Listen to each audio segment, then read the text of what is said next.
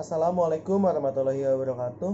Kami dari kelompok 1 akan menjelaskan tentang kerajaan Samudra Pasai. Nah, nama saya Ricardo Palunggup Natama, absen 27. Nama saya Nikodemus Benayaga Filman Tobing, absen 20. Halo, nama saya Ananda Aldio Arlando. Nama saya Rehan Guntur. Nama saya Muhammad Rafli Mahesa dari Ex-MIPA F, absen 18. Nama saya Geoffrey Evan Sujanto, absen 14.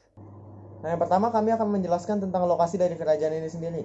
Lokasinya ini akan dijelaskan oleh Muhammad Rafli Mahesa. Pertama saya akan menjelaskan mengenai lokasi kerajaan. Kesultanan Pasai, juga dikenal dengan Samudra Darussalam atau Samudra Pasai, adalah kerajaan Islam yang terletak di pesisir pantai utara Sumatera, kurang lebih di sekitar kota Lauk Soumawe dan Aceh Utara, Provinsi Aceh, Indonesia. Selanjutnya saya akan menjelaskan tentang koin emas atau dirham. Koin emas atau disebut dengan dirham sebagai peninggalan sejarah merupakan alat pembayaran yang sah digunakan dalam wilayah kerajaan Samudra Pasai. Pembuatan koin dirham ini memakai bahan dari campuran emas, perak, dan tembaga dan menghasilkan ciri khas unik koin emas dengan tulisan Arab. Oke, sekarang saya akan menjelaskan tentang sumber sejarah yang selanjutnya, yaitu adalah Cakradonia. Apa itu Cakradonia? Cakradonia itu adalah sebuah lonceng besar yang terbuat dari besi dan berbentuk stupa yang dihadiahkan oleh Kaisar Cina, yaitu Cheng Ho, kepada Sultan Samudra Pasai. Nah, bagian-bagian lonceng tersebut diukir dari ukiran bertuliskan dengan huruf Cina dan Arab dengan desain yang indah. Nah, lalu keberadaan lonceng ini sekarang berada di wilayah Loku Soumawe dan lebih tepatnya di kompleks Museum Aceh. Dengan kondisinya sekarang, yaitu lokasi warnanya mulai berkarat. Lonceng raksasa itu tergantung di sebuah bangunan yang tidak terlalu besar. Di bawah lonceng ini terdapat monumen kecil yang menjelaskan asal-usul benda yang pernah dirampas Portugis tersebut.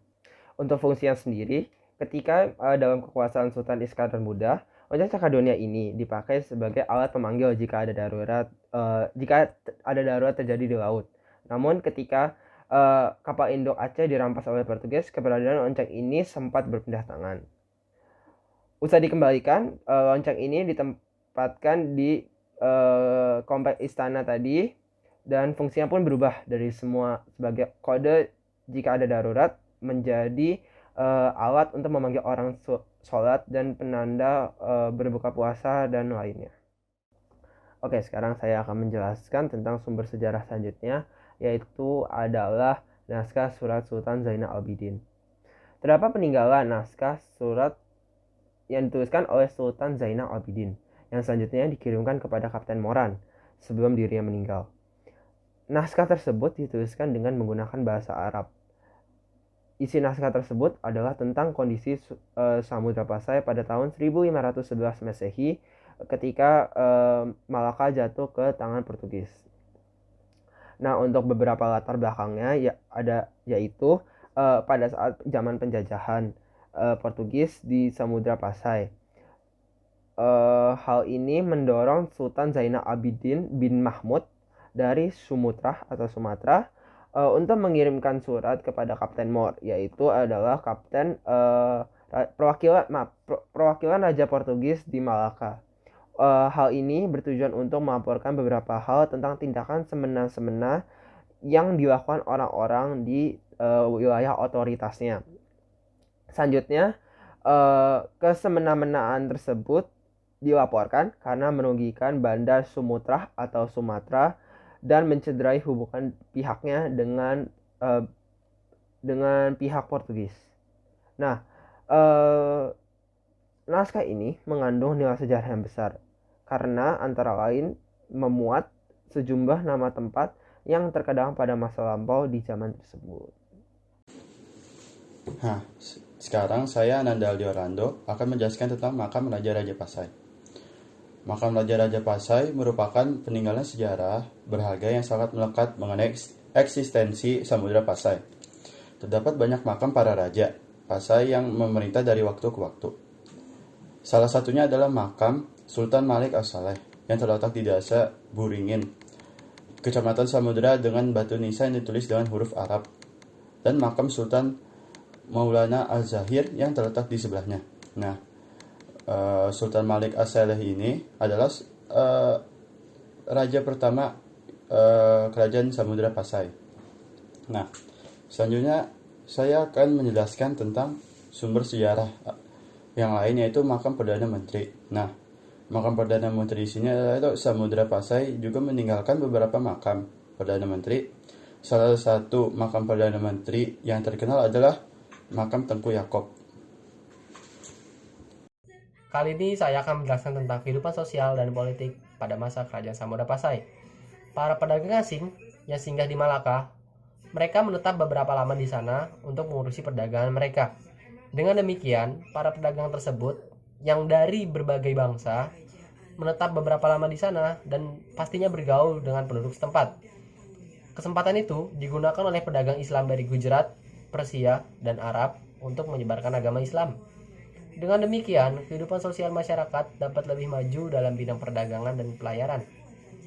Kerajaan Samudra Pasai sangat dipengaruhi oleh Islam. Hal itu terbukti terjadinya perubahan aliran Syiah menjadi aliran Syafi'i di Samudra Pasai.